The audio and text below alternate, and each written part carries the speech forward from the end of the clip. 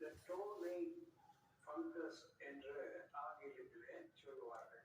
ஒரு நாளைக்கு 2 நாளைக்கு சொன்னா 3 நாளைக்கு இடையே சதைக்கும் எப்பவும் இந்த கொண்டை நகங்களுக்கும் போட்டுட்டு தான் மண் போன்ற துகள்கள் புகுந்து கொண்டு வெளிவராமல் இருப்பது அல்லது ஃபங்கஸ் என்று சொல்லக்கூடிய கிருமிகளுடைய தாக்கம் நீண்ட நேரம் நீரிலே காலை வைத்திருப்பது இப்படிப்பட்ட நிலையிலே டோனை என்று சொல்லக்கூடிய தொற்று ஏற்படுவதற்கு காரணமாக விளங்குகிறது.